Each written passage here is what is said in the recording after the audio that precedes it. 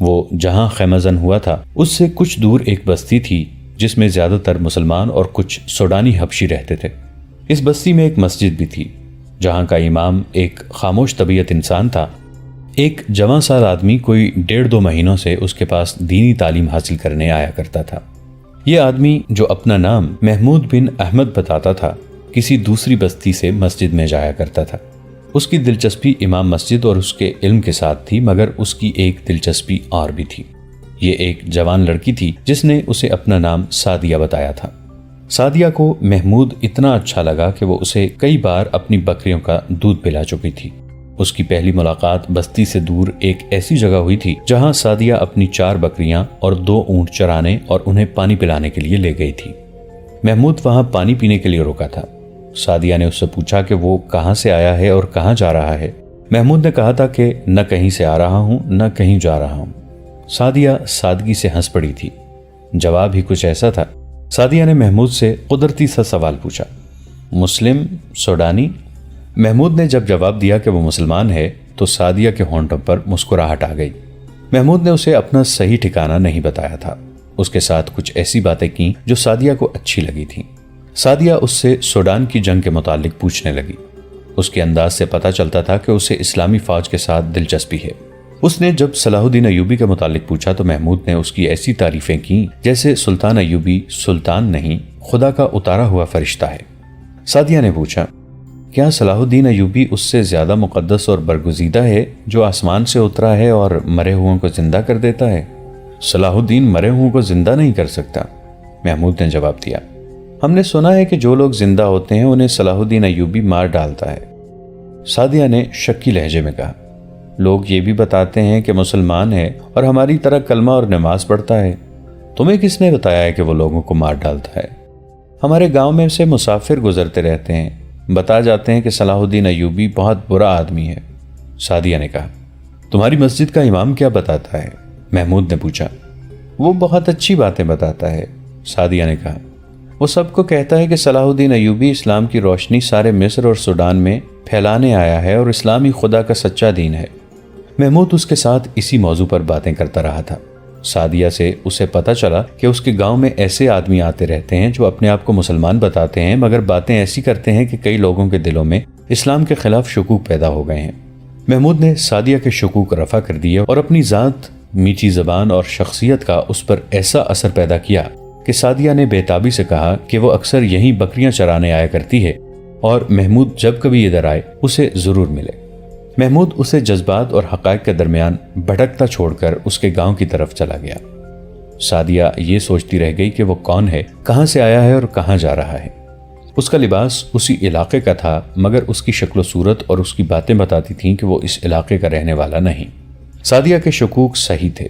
محمود بن احمد دیہاتی علاقے کا رہنے والا نہیں تھا، سکندریہ شہر کا باشندہ تھا اور وہ علی بن سفیان کی داخلی جاسوسی انٹیلیجنس کا ایک ذہین کارکن تھا۔ وہ کئی مہینوں سے اپنے فرض کی ادائیگی کے لیے سرحدی دیہات میں گھوم پھر رہا تھا۔ اس نے کھانے پینے اور رہنے کا انتظام خفیہ رکھا ہوا تھا۔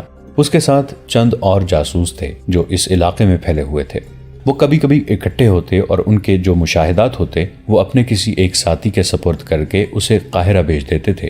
اس طرح علی بن سفیان کے شعبے کو پتہ چلتا رہتا تھا کہ سرحدی علاقے میں کیا ہو رہا ہے۔ محمود بن احمد کو سعدیہ مل گئی تو اس نے اس لڑکی کے ساتھ بھی ایسے باتیں کی جن سے اسے گاؤں اور گرد و پیش کے علاقے کے لوگوں کے خیالات کا علم ہو سکتا تھا۔ اس نے سعدیہ کے گاؤں کی مسجد کے امام کے متعلق خاص طور پر پوچھا تھا۔ وجہ یہ تھی کہ دور گاؤں میں اس نے ایسے امام مسجد دیکھے تھے جو مشکوک سے لگتے تھے۔ وہاں کے لوگوں سے اسے پتہ چلا تھا کہ یہ دونوں امام نئے نئے آئے ہیں۔ اس سے پہلے ان مسجدوں میں امام تھے ہی نہیں۔ دونوں جہاد کے خلاف واز سناتے اور قرآن کی آیات پڑھ کر غلط تفسیریں بیان کرتے تھے، اور یہ دونوں پراسرار غیب دان کو برحق بتاتے اور لوگوں میں اس کی زیارت کا اشتیاق پیدا کرتے تھے۔ محمود اور اس کے ان 2 ساتھیوں نے ان دونوں اماموں کے متعلق پوری رپورٹ قاہرہ بھیج دی تھی، اور اب وہ سعدیہ کے گاؤں جا رہا تھا۔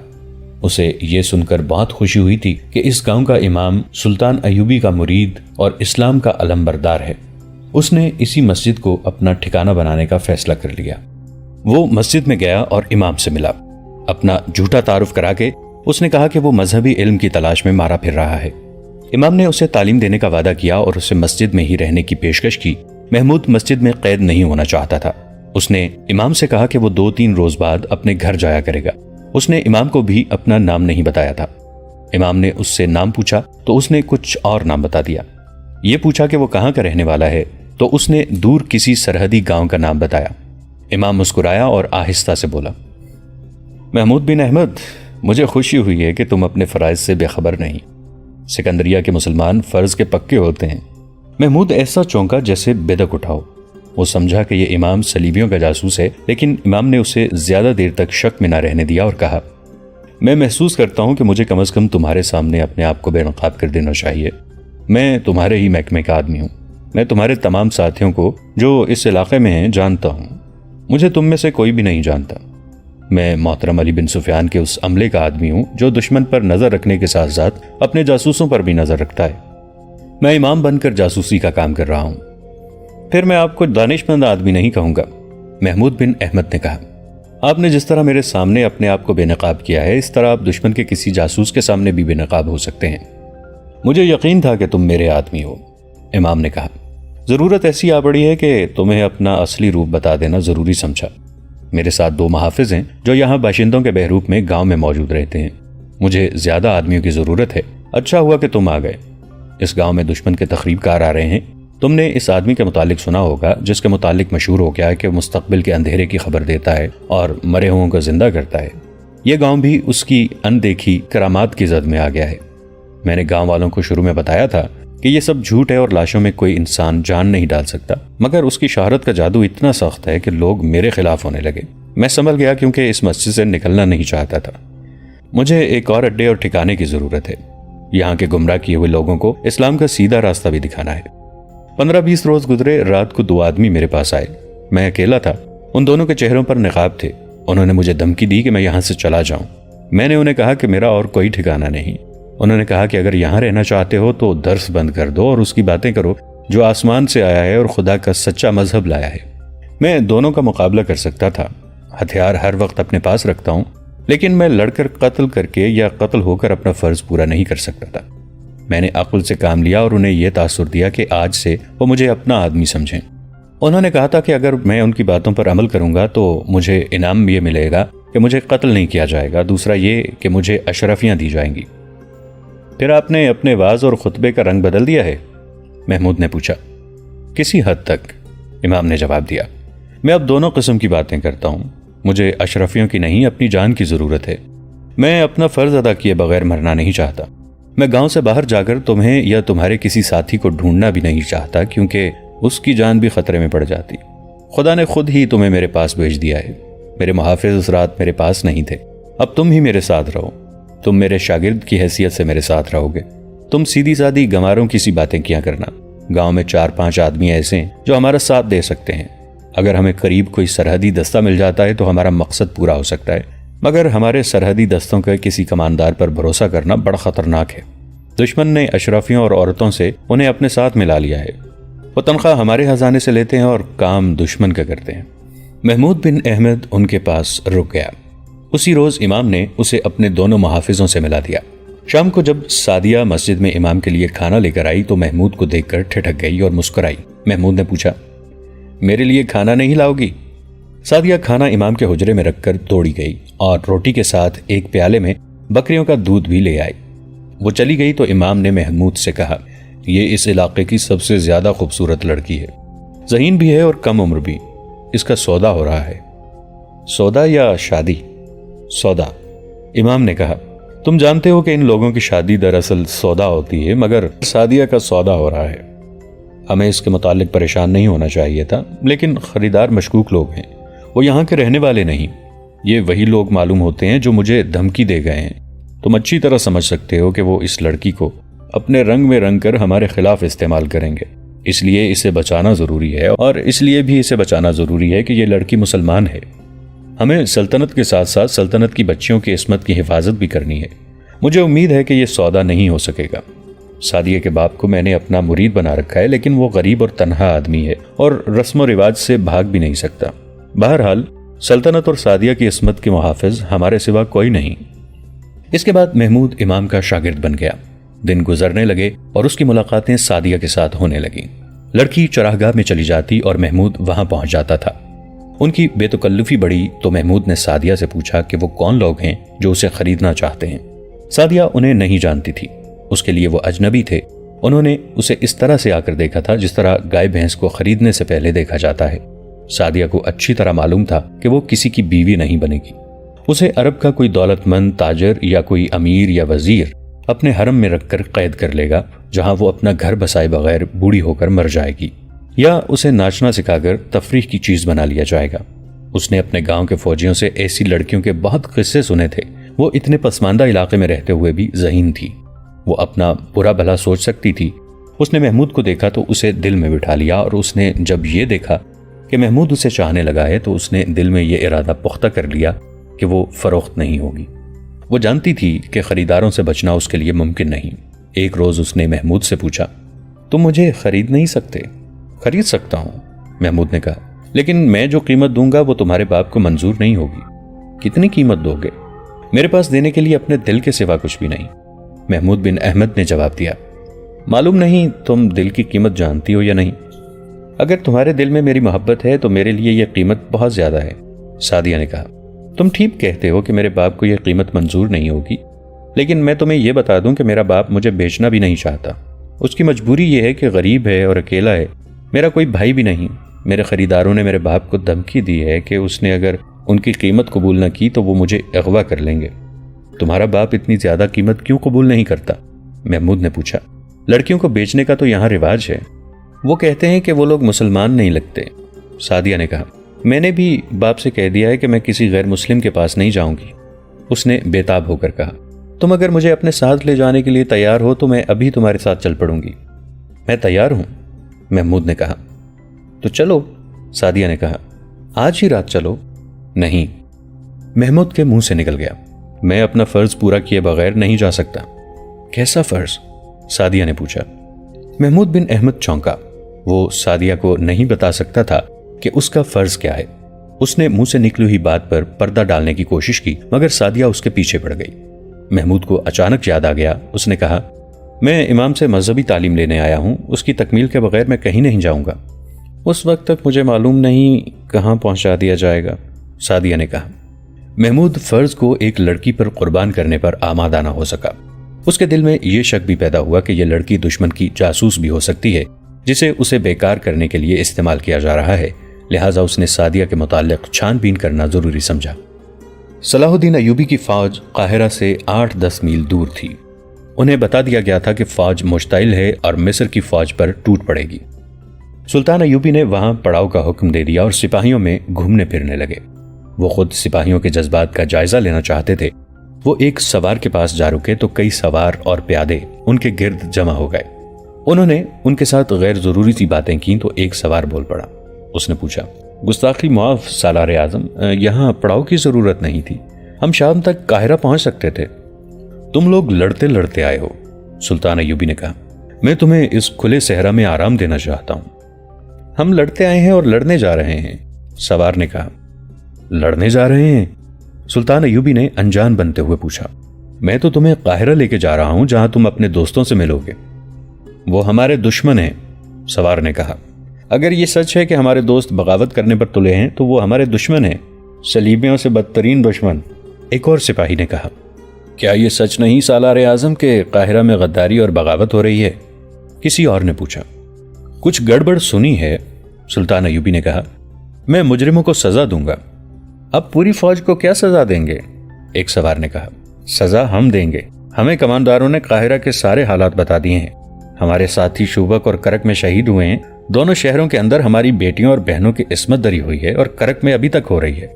हमारे साथी किले की दीवारों से दुश्मन की फेंकी हुई आग में जिंदा जल गए हैं। कबला अव्वल पर काफिरों का कब्जा है और हमारी फौज काहिरा में बैठी ऐश कर रही है, आपके खिलाफ बगावत की तैयारी कर रही है। जिन्हें शहीदों का पास नहीं, उन्हें बेटियों की इस्मतों का ख्याल नहीं, उन्हें जिंदा रहने का भी हक नहीं। हम जानते हैं कि वो इस्लाम के दुश्मन के दोस्त बन गए हैं। हम जब तक गद्दारों की गर्दनें अपने हाथों से नहीं काटेंगे, हमें शहीदों की रूहें माफ नहीं करेंगी। जरा उन जख्मियों को देखिए जिन्हें हम अपने साथ लाए हैं। किसी की टांग नहीं, किसी का बाजू नहीं। क्या ये इसलिए सारी उम्र के लिए अपाहज हो गए हैं कि हमारे साथी और हमारे दोस्त दुश्मन के हाथ में खेलें? ہم انہیں اپنے ہاتھوں سے سزا دیں گے۔ اور پھر ایسا شور بپا ہوا کہ ساری فوج وہاں جمع ہو گئی۔ صلاح الدین ایوبی کے لیے اس جوش و خروش پر قابو پانا مشکل ہو گیا۔ وہ سپاہیوں کے جوش اور جذبے کو سرد کر کے ان کا دل بھی نہیں توڑنا چاہتے تھے۔ انہوں نے انہیں صبر و تحمل کی تلقین کی، کوئی حکم نہ دیا، اپنے خیمے میں گئے، مشیروں اور نائبین کو بلا کر کہا، یہ فوج اگلے حکم تک یہیں پڑاؤ کرے گی۔ انہوں نے کہا، میں نے دیکھ لیا ہے کہ خانہ جنگی ہوگی، فوج کا آپس میں ٹکرا جانا دشمن کے لیے فائدہ مند ہوتا ہے۔ میں آج رات قاہرہ جا رہا ہوں، کسی کو معلوم نہ ہو سکے کہ میں یہاں نہیں ہوں، سپاہیوں کے جوش کو سرد کرنے کی بھی کوشش نہ کی جائے۔ انہوں نے ضروری احکام اور ہدایات دے کر کہا، ہماری قاہرہ والی فوج جو بغاوت پر آمادہ ہے میری نظر میں بے گناہ ہے، اور ہماری قوم کے وہ نوجوان جو جوئے اور ذہنی عیاشی کے عادی ہوتے جا رہے ہیں وہ بھی بے گناہ ہیں۔ فوج کو ہمارے اعلیٰ حکام نے غلط باتیں بتا کر بھڑکایا ہے۔ انہی حکام کے ایما پر دشمن نے ہمارے ملک کے سب سے بڑے شہر میں ذہنی عیاشی کے سامان پھیلائے ہیں۔ اس اخلاقی تباہ کاری کو فروغ صرف اس لیے حاصل ہوا ہے کہ ہماری انتظامیہ کے وہ حکام جنہیں اس تخریب کاری کو روکنا تھا وہ اسے پھیلانے میں شریک ہیں۔ دشمن انہیں اجرت دے رہا ہے۔ جب کسی قوم کے سربراہ اور امراء دشمن کے ہاتھوں میں کھیلنے لگتے ہیں اس قوم کا یہی حشر ہوتا ہے۔ ہماری فوج سوڈان کے ظالم صحرا میں بکھری ہوئی لڑ رہی ہے، کٹ رہی ہے، سپاہی بھوکے اور پیاسے مر رہے ہیں اور ہمارے حاکم ان کی کمک اور رسد اور ہتھیار روکے بیٹھے ہیں۔ کیا یہ دشمن کی سازش نہیں جسے ہمارے اپنے بھائی کامیاب کر رہے ہیں؟ اس سے دشمن ایک فائدہ یہ اٹھا رہا ہے کہ تقی الدین اور اس کے وہ عسکری جو جذبہ جہاد سے لڑ رہے ہیں وہ مر رہے ہیں اور نوبت ہتھیار ڈالنے تک آ گئی ہے۔ دوسرا فائدہ یہ کہ ہماری قوم کو بتایا جائے گا کہ یہ دیکھو تمہاری فوج شکست کھا گئی ہے کیونکہ یہ اس قابل تھی۔ ہمارے بعض بھائی مصر کی امارت پر قابض ہونے کے خواب دیکھ رہے ہیں۔ وہ سب سے پہلے فوج کو قوم کی نظروں میں رسوا اور ذلیل کرنا چاہتے ہیں تاکہ وہ منمانی کر سکیں۔ مجھے امارت کے ساتھ چپکے رہنے کی کوئی خواہش نہیں۔ اگر میرے مخالفین میں سے کوئی مجھے یہ یقین دلا دے کہ وہ میرے عزم کو پایہ تکمیل تک پہنچائے گا تو میں اس کی فوج میں سپاہی بن کر رہوں گا، مگر ایسا کون ہے؟ یہ لوگ اپنی باقی زندگی بادشاہ بن کے گزارنا چاہتے ہیں، خواہ دشمن کے ساتھ ساز باز کر کے بادشاہی ملے، اور میں اپنی زندگی میں قوم کو اس مقام پر لانا چاہتا ہوں جہاں وہ اپنے دین کے دشمنوں کے سر پر پاؤں رکھ کر بادشاہی کرے۔ ہمارے ان لالچی اور غدار حاکموں کی نظر اپنے حال پر، اپنے آج پر ہے، میری نظر تو قوم کے مستقبل پر ہے۔ انہوں نے بولتے بولتے توقف کیا اور کہا، میرا گھوڑا فوراً تیار کرو۔ انہوں نے ان افراد کے نام لیے جنہیں ان کے ساتھ جانا تھا۔